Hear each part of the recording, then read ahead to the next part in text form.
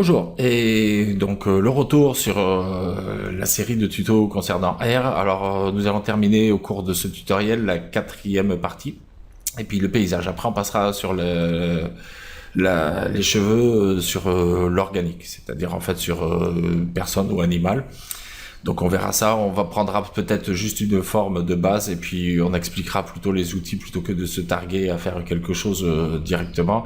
On va expliquer tous les outils de façon à ce que vous ayez les meilleures données pour pouvoir faire après par vous-même. J'illustrerai peut-être avec 2-3 exemples, mais voilà. Donc la dernière fois on en était resté à ça. Aujourd'hui, ce qu'on va faire, on va passer assez vite dessus parce que la série commence à être longue et on perd du temps sur 2-3 petites choses des fois. Donc là, je vais quand même aller relativement vite, sachant que pour ceux qui arrivent là sur ce tutoriel sans avoir vu les précédents, je vous suggère vivement d'aller voir particulièrement le premier de la série, où j'explique beaucoup mieux plus comment on plante les cheveux, comment on prend la main sur la plantation des cheveux, des histoires de clones qu'on va voir là, mais sur lesquelles je vais pas tarder en explication. Donc je vous suggère d'aller voir la partie 1, 2 et 3 aussi, mais particulièrement la 1 qui vous donnera quelques bonnes indications concernant ceci. Donc la dernière fois, on avait vu les marguerites, la modélisation enfin du terrain, c'est-à-dire en fait du dénivelé du terrain, en fait, le placement des pierres. Et donc, on va maintenant planter quelques herbes sèches, certainement modifier un peu parce que je me suis rendu compte qu'il n'y avait pas beaucoup d'herbes suite à la modification du terrain. Du coup, on se retrouve avec des zones où il n'y a pas beaucoup d'herbes où on va rajouter. On va voir comment on peut rajouter de l'herbe après coup sur un même objet cheveux. Quoi, il n'y a pas de souci. C'est toujours modifiable en cours. Donc voilà. On va voir, on va mettre un petit arbre. Et puis on mettra une image au fond et puis on réglera un peu les paramètres de rendu de façon à obtenir une image qui soit potable, quoi, on va dire le mieux possible. Voilà. Donc on va commencer tout de suite. On va donc planter un peu d'herbes sèches. Donc un peu d'herbes sèches. Si je suis ici sur mon outil, quand vous allez rouvrir, vous aurez peut-être pas le même outil directement. Donc je suis ici sur mon outil avec les cheveux. Ici, ajouter des guides pour ceux qui ne l'ont pas. Voilà. Et donc, mon curseur se présente maintenant comme ça. Si je plante un cheveu ici, voilà, il n'est pas énorme. D'ailleurs, il commence déjà à me faire des petits bugs. Ça tombe mal, vraiment. Si je plante un cheveu ici, qu'est-ce qu'il fait? Il me rajoute un matériau cheveux normalement. Ah non, il m'a rajouté une marguerite parce que j'étais sur la marguerite sélectionnée. Bon, ben c'est pas grave. On désélectionne tout ça. Là, on n'a rien. On est toujours sur l'outil. Là, je plante un cheveu, s'il veut bien, sur le plan.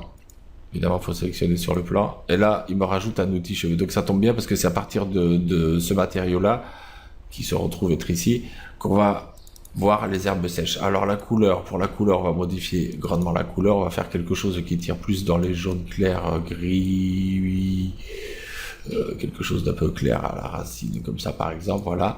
À la pointe, on va mettre quelque chose peut-être pas aussi marron. On va mettre plutôt quelque chose dans les... Faudrait que je trouve un truc qui soit un compromis entre le vert, le jaune, un peu sec. Un truc qui fasse un peu comme ça, par exemple, on verra ce que ça donne. Voilà, la spécularité, bah toujours pareil, hein, je suis pas un fan de la spécularité sur le matériau R, qui plus est quand il faut faire des cheveux. De l'herbe, pardon. Pour les cheveux, ça passe encore. Là, on va lui commencer à lui donner une couleur qui sera plus propice avec l'image qu'on mettra au fond dans le ciel. L'épaisseur, on va pas y toucher. Si, je vais peut-être réduire un peu ici, je vais mettre 0,7. Voilà. Des variations, on va mettre quelques variations quand même. Voilà. Longueur, on va mettre des variations aussi. On va par contre beaucoup varier parce que comme c'est des herbes sèches mortes, du coup il y en a certaines qui sont cassées, d'autres pas. Alors, on va voir friser, peut-être pas. Peut-être. Oui, on va friser un peu, mais on va friser un peu moins quand même. Et on va courber. On va courber avec des variations aussi aléatoires de 37%. Donc là, on a créé notre matériau cheveux. On va, dans notre outil pinceau, on sélectionne s'il n'est pas sélectionné. On va les prendre dans un rayon plus grand, 30 cm environ, et puis on va en planter quand même quelques-uns jusqu'à 7, puisqu'après on va se servir du cloneur. Et on va y aller gaiement, on va augmenter la taille, parce que de façon à ce qu'elle ressorte un peu des autres herbes, parce que si on regarde bien, là du coup je suis planté à la même hauteur que les marguerites. Donc, et puis on va planter un peu d'herbes sèches par-ci par-là, des quelques touffes comme ça, ici. Même si c'est pas de gagner que celle-ci se voit à l'écran, voilà, celle-là au moins elles se verront. On va en mettre un peu ici, autour des pierres. Voilà, on va en mettre un peu par ici. On va en mettre quelques-unes ici. On va pas aller trop loin non plus dans ce côté-là, parce que ça, ce sera sorti de l'image, donc c'est pas la peine de donner à calculer des choses qu'on ne verra pas. Je vais peut-être en mettre un peu ici, voilà, comme ça. Voilà, et on va revenir ici sur la dynamique, et on va commencer à travailler un peu justement là-dessus, parce que là, sur mon outil cheveux, on va essayer de prendre main sur le clonage. Alors le clonage, on va le cloner, ça, on va en mettre 2, 3. On va, par contre, les racines, on va les écarter. Ce coup-ci, on va essayer de faire en sorte que le clonage ne se fasse pas directement à la racine, comme ça, mais plutôt un peu légèrement écarté. Ça augmentera un peu les touffes. Encore que non, on va quand même les faire en racine. Voilà, on va mettre à 0 ou 1. Et puis, on va par contre varier beaucoup la pointe. Décalage, on va décaler un peu comme ça, légèrement, très légèrement. Les segments ici, puisqu'on va prendre à la main, c'est pas la peine d'en avoir un tas avec 5 segments, puisque c'est des herbes sèches, donc c'est un peu cassant, ça n'a pas des angles très harmonieux. Les guides, on peut aussi, pareil, réduire un peu le segment. Et ici, dans l'outil cheveux, ici, donc on est dans le clonage. Dans la dynamique ici avancée, on va prendre la main et on va donc réduire ici la dynamique pour de façon à ce qu'il reste quand même relativement droit. On va mettre à 3. On va lancer une petite simulation de façon à ce que les herbes se couchent un peu. On va voir ce que ça donne, on attend. Bon voilà, là je pense qu'on a quelque chose qui doit être potable. On va faire un petit rendu de contrôle avant, pour voir si on est satisfait. Bon, je pense que ça devrait aller.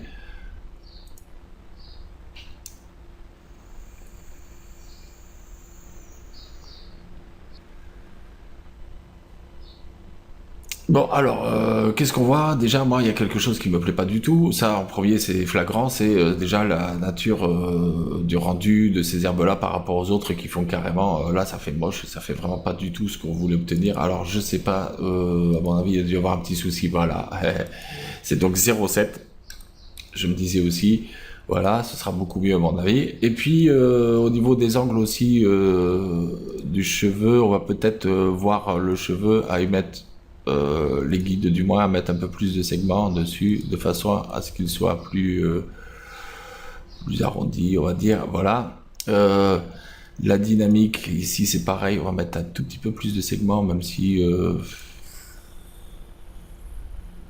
voilà, on va le faire en sorte. Et on va relancer une simulation de façon à se faire tomber un peu les cheveux, enfin les herbes du coup, et relancer un rendu ensuite pour voir. Bon voilà, on va dire qu'au niveau de 100 quelques images, on est relativement satisfait, elles ont pris chacun de leurs mouvements. On va faire un petit rendu de contrôle là pour le coup, on va juste prendre sur une zone, hein, on va pas s'enquiquiner à faire un grand rendu. C'est juste pour voir un peu si ça a modifié ce qu'on souhaitait.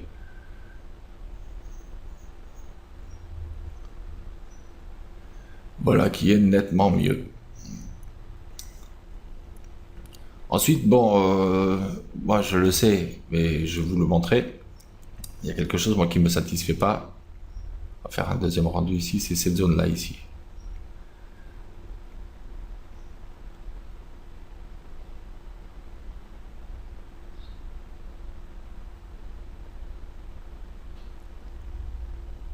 Voilà, on se rend compte que malgré le dénivelé ici, il manque vraiment cruellement d'herbe, ça s'arrête trop net, il y a juste deux petits brins, il aurait fallu que ça avance un peu plus quand même dans le chemin.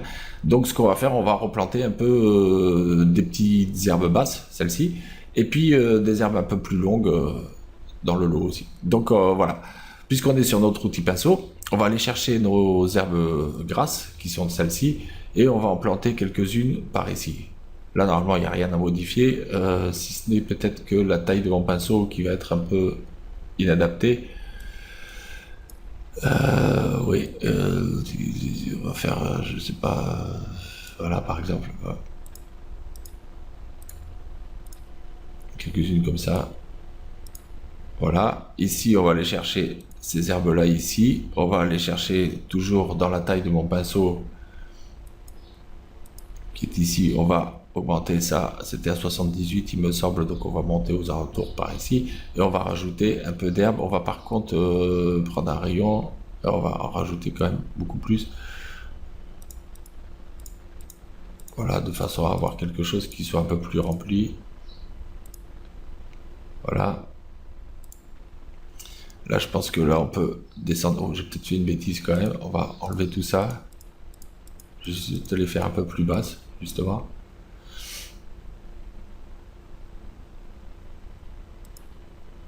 Voilà, c'est bon, ok, d'accord. Donc on va les faire un peu plus basses justement puisqu'elles se rapprochent un peu plus du terrain. On va les planter ici, donc ce sont celles-ci, hein, les herbes vertes, celles qu'on avait vertes. Et on va en mettre un peu plus, que ça avance un peu plus comme ça ici. Bien sûr, il va falloir relancer la dynamique. Alors pour les points bleus, là c'est une question d'enracinement des cheveux, ça on verra après, c'est pas un souci. Pour le moment du moins. Puisque le terrain de toute façon ne bouge pas. Alors on va laisser comme ça, on va faire une petite simulation, voir ce que ça donne.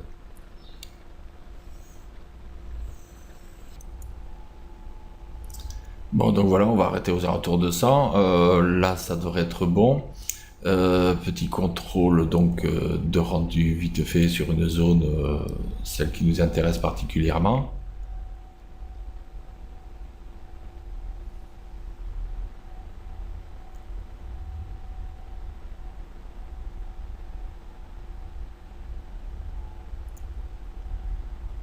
Ok, c'est bon. Donc maintenant, on va voir quelque chose parce que, bon, c'est bien joli de lancer une simulation pour coucher les herbes et tout, mais nous, ce qu'on veut, c'est faire une image fixe. Alors, à moins de rester sur cette position-là, et puis surtout de pas toucher ici par mégarde, mais le mieux pour être plus sûr de ça, c'est ce qu'on fera aussi quand on fera le cheveu sur l'organisme, une fois qu'il est peigné, on va le définir, on va définir cet état-là comme étant l'état initial du cheveu, c'est-à-dire que à la frame 0, le cheveu il sera déjà comme ça, il gardera toute sa dynamique, si on refait une simulation dynamique, il continuera de tomber, de bouger, de réagir au vent, mais à la base, dès le départ, il sera comme ça évitera d'avoir un tas de frames à rendre avant d'obtenir l'image voulue. On va donc chercher, on va les prendre, on va commencer par cela. On va aller chercher nos cheveux ici. Alors ici, je vois que, voilà, j'ai ça sélectionné depuis un moment, c'est un peu dommage. Alors on va aller chercher ici nos cheveux, on va aller dans modifier cheveux, définir comme dynamique. Voilà, cela, on va aussi pareil, modifier cheveux, définir comme dynamique.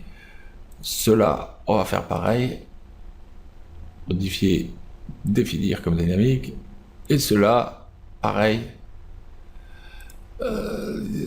modifier cheveux, définir comme dynamique. Ce qui fait que maintenant, même si on revient ici là sur la timeline, qu'on revient à l'image 0, nos cheveux n'ont plus bougé. Maintenant c'est bon, on peut se recaler ici. Si je relance une simulation, les cheveux continueront de bouger. Voilà, vous voyez. Mais au moins, dès qu'on repart à la frame 0, ils se remettent dans l'état où on a défini comme dynamique. Donc ça c'est fait. On va placer une caméra pour histoire de commencer un peu à prendre un point de vue. On voit qu'ici, le bord ici, on aurait plutôt intérêt à le cacher un peu pour l'image qu'au final. Donc on va essayer de choisir un angle qui va bien. On va tourner un peu la chose comme ça, tout en sachant que les bords ici un peu plus opaques seront les bords qui sont hors champ, donc ils n'apparaîtront pas au rendu. Et on va se caler un peu comme ça, de façon à avoir une image qui soit bien pleine, qui soit cohérente avec l'image qui sera dans le fond. Alors après, ça dépend de l'image que vous prendrez. Et disons qu'on va prendre un petit truc un peu dans le style comme ça, que je tourne un peu là, que les herbes elles cachent un peu ici, ce petit côté ici, c'est un peu du bidouillage, mais on va juste le mettre un peu plus droit aussi comme ça, voilà. Et on va rajouter un petit arbre. Par ici, je pense qu'on va mettre quelque chose par ici. Alors je vais créer ma caméra ici, on va pas la boucler définitivement ici, on va pas la verrouiller définitivement parce que c'est en fonction de l'arbre, du cadrage de l'arbre que je vais faire le reste. Disons qu'ici là on voit qu'il y a beaucoup de pierres qui seront hors champ, on peut essayer de reculer un peu notre vue de façon à profiter un peu de celle-ci ici. On voit que ici c'est dans le cadre, c'est bon, ça reste toujours dedans, tout est bon. Oui, alors j'aurais peut-être dû plutôt le remettre en vue caméra d'abord, et puis reculer après, ce qui est quand même plus logique. On va aller chercher un peu ici, comme ça, faire sortir un peu ce bout de là, ici, voilà, comme ça. Comme ça, c'est bien, on a bien les avancées, et puis juste le côté un peu plus plat là, du chemin qui sera hors champ. Là, ça devrait aller. Si on fait un rendu là-dedans, dans ce cadre-là, ça ira. On va rajouter un plan pour pouvoir mettre une image en alpha. Alors, au niveau des segments, on n'a pas besoin d'avoir une segmentation énorme. On va mettre ici en -Z de façon à ce que le Z il soit bien par là-bas et donc notre face normée, en fait, notre normale soit orientée dans la bonne direction. Je vais donc la placer. Là, je vais sortir de ma caméra. Par contre, maintenant qu'elle est placée, je vais faire comme ça, je vais verrouiller pour éviter de faire des problèmes. Maintenant, on vous remarque que si je veux bouger ma vue, je ne peux plus bouger. Donc, je suis obligé de sortir de mon point de vue caméra pour pouvoir avoir accès à ça. Ma caméra, les traits de ma caméra me gênent un peu dans ma vue. Je trouve pas ça très joli, très pratique. Alors, on fait comme ça. Là, on va aller ici. On va placer notre arbre à peu près par ici, comme ça, par exemple. Voilà. Et on va voir si je me mets en vue caméra ici, si notre arbre remplira bien le champ. Effectivement, on va aller chercher, on va agrandir un peu tout ça. On peut grandir en attrapant les petites poignées ici. Voilà. Voilà.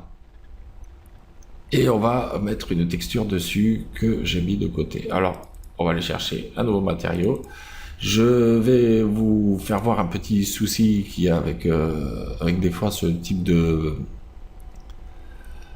d'éléments qu'on veut bien rajouter, les arbres par exemple, voilà, les arbres. Alors on voit ici, mettons, ça c'est celui que j'avais pris, on voit que la lumière arrive par ici, donc il faut veiller ensuite quand vous mettez votre éclairage, votre soleil, à ce que ce soit cohérent. C'est-à-dire que si l'ombre de l'arbre est de ce côté-là, eh bien, il faudra que les ombres, en général, de votre scène, des pierres et tout, elles soient bien du même côté, parce que sinon ça fera quelque chose qui sera pas terrible. On va mettre cet arbre-là. Voilà, pourquoi pas. C'est pas très tropical, mais de toute façon, après tout, ça ira bien. On va donc mettre cet arbre-là dans le canal couleur, ici. Voilà. Non. Là, on voit qu'il se présente comme ça. On va lui enlever la spécularité. On va lui mettre un alpha. Donc, je vais cocher l'alpha ici. Je vais aller chercher mon image qui est un PNG, donc qui prend en compte les alphas. Copier le canal. Ici, dans alpha, hop, coller le canal. Et du coup, on se retrouve avec la transparence de l'arbre. Et on va appliquer cet arbre-là sur ce plan-là, qui fait que là, il est complètement à l'envers. Alors, on a le choix entre ou tourner la texture directement, ou alors faire pivoter simplement le plan. Moi, je vais opter pour la deuxième solution. On va donc, en mode objet ici, aller chercher l'outil rotation, se mettre ici sur l'axe bleu, commencer à tourner, appuyer sur la touche Shift de façon à tourner de 10 en 10, et on va aller jusqu'à 180 degrés. Et maintenant, on se rend compte que mon arbre, il a le soleil qui arrive par ici. Il me semble que c'est comme ça que je l'avais orienté, mais si c'est pas le cas, on va voir ça de suite. Je vais juste par contre monter un peu mon plan de façon à ce que l'arbre, voilà, qui touche quand même le sol, qui soit dans le champ. Je vais regarder, vérifier comment mon soleil est orienté avant. Là, il est orienté comme ça, donc ça c'est plausible. C'est sur ce côté-là surtout que ça m'intéresse. Alors là, effectivement, ouais, mais c'est bon, il a une légère orientation dans ce sens-là. Peut-être qu'il faudrait voir à aller le récupérer et le faire pivoter un peu plus dans cette optique-là, comme ça, peut-être, je pense. De sorte que ce soit cohérent avec... voilà, donc il est en biais, il éclaire, effectivement, c'est comme s'il éclairait ces feuilles-là. Et comme il vient un peu comme ça diffuse l'ombre vers le bas. Je pense que là, on est à peu près bon, même si ça suggère plutôt que le soleil il est dans l'autre sens, on dirait. Je regarde ça de plus près. Ouais, on dirait quand même que le soleil il est un peu comme s'il était plus à l'arrière. Ça va un peu gêner le rendu parce que ça va me créer des ombres, des grosses ombres ici. Là, on va dire qu'on reste quand même dans quelque chose de cohérent. On va voir un petit rendu de contrôle. On va prendre la sélection de l'arbre pour voir ce que ça donne.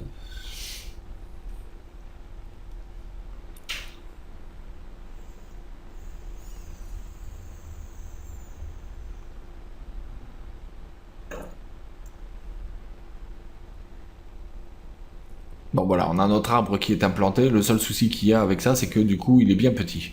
Par rapport aux marguerites et tout, c'est quand même, c'est pas du tout adapté. Donc on va aller sur l'outil échelle directement et on va grandir quand même pas mal l'arbre, quitte à le monter un peu et puis à perdre un peu de son sommet. C'est pas grave, on comprendra bien la chose comme ça. Voilà. Ici, ce qu'on va faire, c'est qu'on va aller chercher les herbes qui se trouvent être ici. On va aller chercher avec notre pinceau de sélection dans les herbes.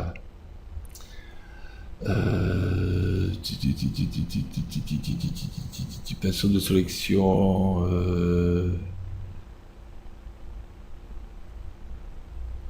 Ouais, on va prendre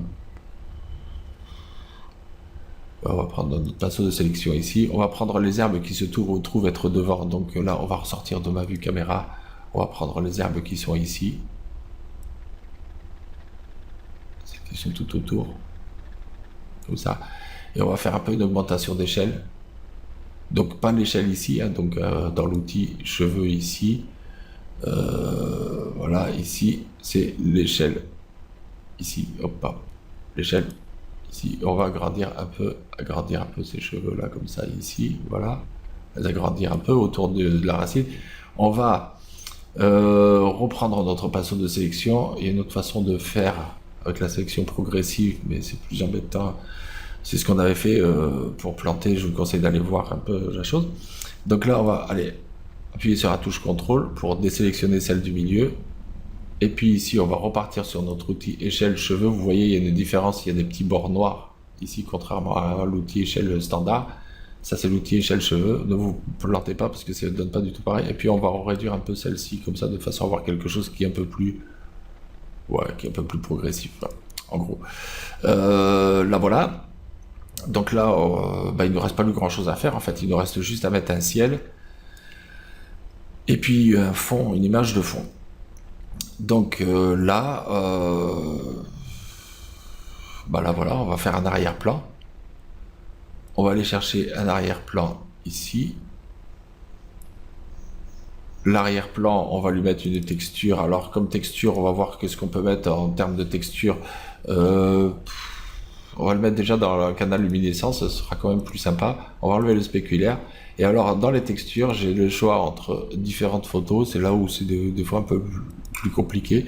C'est à choisir la bonne photo, sachant que c'est des photos que j'ai pris sur Google Images, qui sont des photos de la Réunion.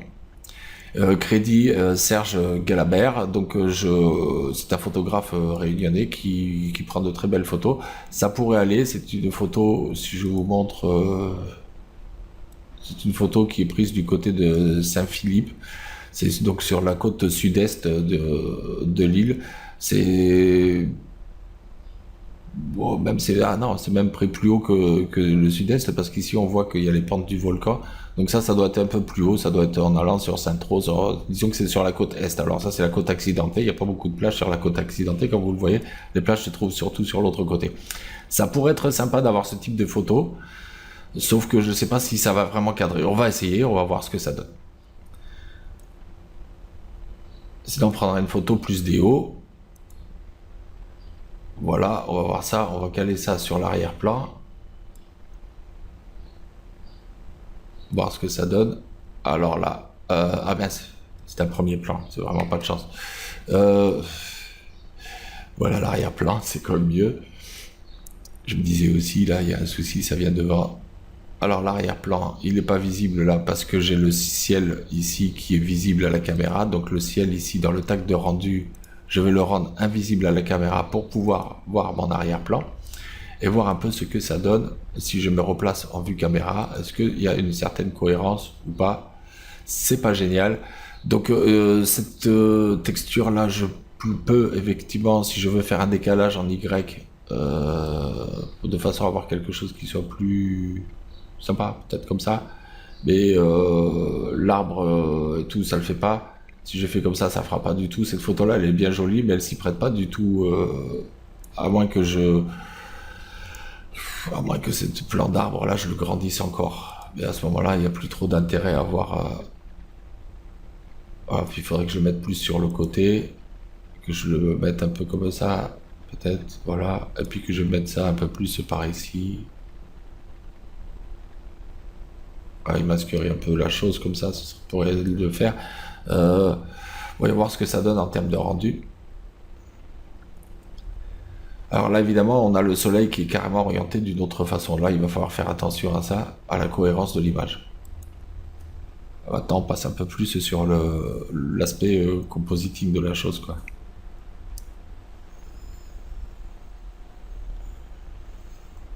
Oui, alors là, par contre, mon ciel, il n'est pas visible à la caméra, mais il ne faut pas qu'il soit visible au rendu non plus. Euh, voilà, donc visibilité par transparence et tout, machin, de toute façon, à la limite, j'ai pas intérêt à prendre ce ciel-là. On va voir.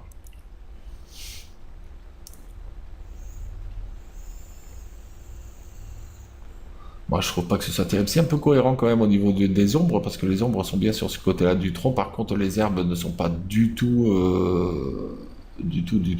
adaptées à la couleur. Enfin, là, il y a vraiment un truc là. On voit bien que c'est un gros rajout.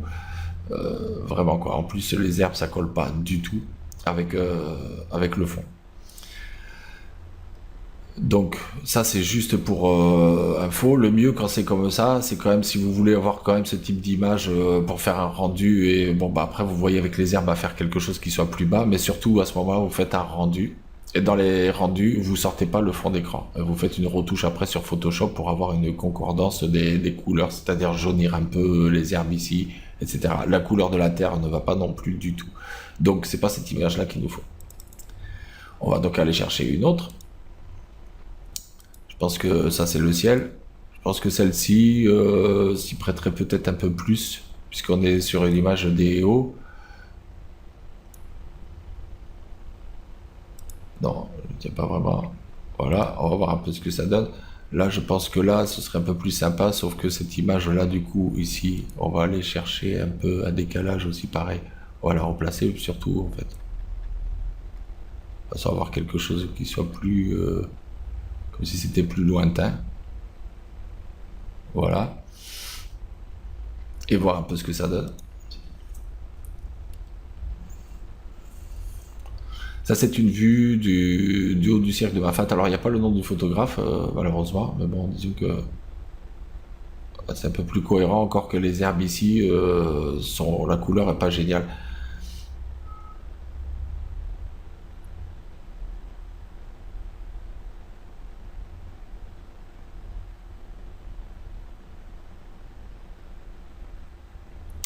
Donc après, c'est à voir. Ça, c'est au niveau de retouche. Par contre, ce qu'il faut faire à ce moment-là, malgré tout, c'est bon, enlever ça, cet arrière-plan qui n'est pas terrible. Et on va sur le ciel, aller chercher notre tag de rendu ici, le virer carrément parce que on va mettre visible ici à la caméra, pourquoi pas. Suivi des rayons, oui, s'il y avait des reflets quelque part, ce serait bien qu'on puisse le voir, le ciel. On va le mettre ici. On va juste... non, je gardais celui-là par précaution. Voilà, je vais juste le contrôle, clic, faire glisser. Machin. Je vais enlever cette texture-là ici. Je vais enlever ça, ça. Et cette texture-là ici, je vais la virer. Et je vais mettre une texture en HDR d'un ciel qui est dans le canal luminescent, donc ça tombe très bien. Et on va aller chercher un ciel qui est ici, tout simplement. Voilà, oui, ok. Et on va le placer là-dessus, sur ce. Là, voilà, ce qui fait que maintenant, on a un ciel qui est très mal positionné, qu'on peut toujours arriver à faire bouger en mode objet ici, à faire tourner pour trouver le bon endroit où se situe le soleil. Voilà, il se situe, on le voit passer, là c'est l'espèce de gros rond blanc qu'il y a. Donc on va essayer de le mettre comme ça, ici, et puis de le faire tourner un peu par ici, pour avoir quelque chose d'un peu plus sympa. Et puis essayer un premier rendu, comme ça, voir un peu ce que ça donne. Alors voilà, cette quatrième partie, on arrive pas quasiment à la fin, là, parce que... tiens, hop, vous avez vu, au rendu, l'arbre il bouge un peu. Alors, évidemment, le plan, si vous voulez, je sais pas là s'il est orienté via la caméra, mais ce qui est bien, justement, c'est de pouvoir l'orienter. Là, il est bien orienté par rapport à la caméra. Si vous faites légèrement comme ça, si vous voulez, vous pouvez très bien aussi le contraindre à être orienté avec un tag cible et puis le cibler sur la caméra dans l'axe -Z. parce que donc on est bien d'accord, le plan il est situé en -z, et donc le contraindre à viser la caméra, ce qui fait que quand la caméra tournera, l'arbre tournera aussi en même temps, ça évitera d'avoir à un moment donné un plan tout plat à peine visible. Ça c'est une chose, mais là c'est une image fixe, donc le problème il se pose pas en ces termes-là. Cet arbre-là, du coup, je vais pouvoir le déplacer un peu quand même sur l'image, le mettre un peu plus par ici, voilà, avoir un peu plus comme ça.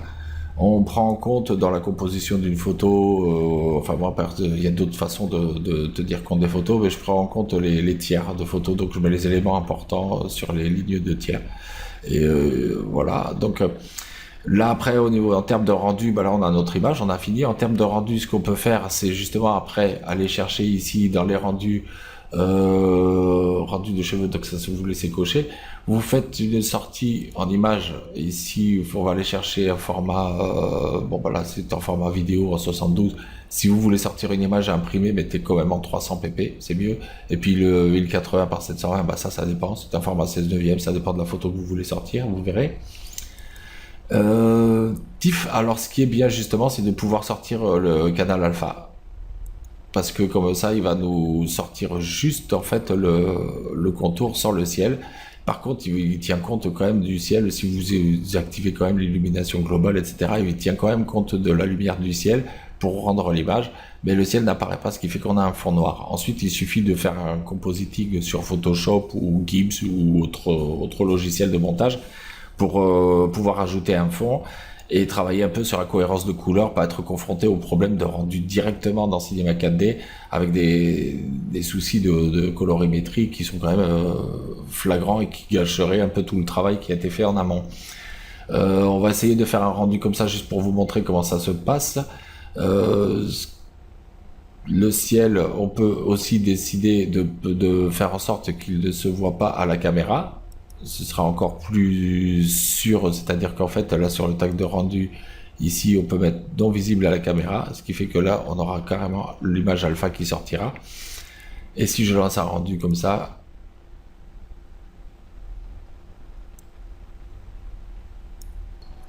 voilà, effectivement mon arbre a un canal alpha qui est activé et notre ciel il est visibilité.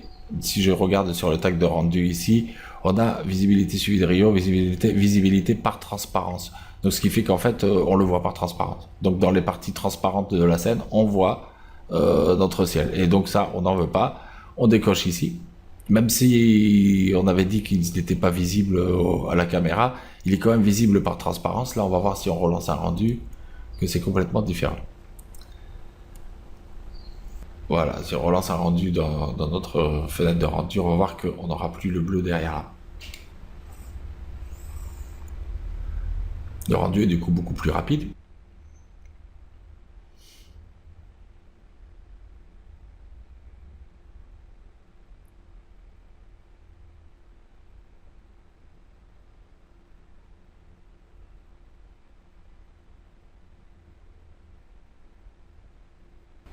Et là, on se rend compte que on n'a plus rien derrière, mais c'est pas un fond noir. Il apparaît en noir là, comme si vous le mettez sur un visualiseur, ce sera ou noir, ou peut-être dans votre explorateur de fichiers, ce sera blanc. Mais c'est ici qu'il faut aller regarder. On voit qu'ici, là, il y a un calque alpha. Si je fais ici, on voit le calque alpha, ce qu'il a détouré. Tout ce qui est noir est transparent, donc vous pourrez faire votre montage avec un fond derrière. Et puis veiller à une bonne cohérence de couleurs. Là, c'est pas le sujet du tuto de faire du compositing, on travaille sur l'outil cheveux, on pourra voir ça une autre fois. De toute façon, on verra des tutos où il est question de compositing, il n'y a pas de souci, c'est quand même une étape importante pour une image. Voilà. Donc là, on arrive au terme de ce tutoriel, pas grand chose de nouveau vu, si ce n'est que la plantation un peu, le placement de caméra, un peu comment on peut rajouter des cheveux quand l'outil cheveux il a déjà été exploité, comment modifier 2-3 petites choses. On a accès à tous les paramètres quoi qu'il en soit, et puis pas grand chose de plus en fait. Là c'était un peu court, et puis tant mieux parce que la série était vraiment longue.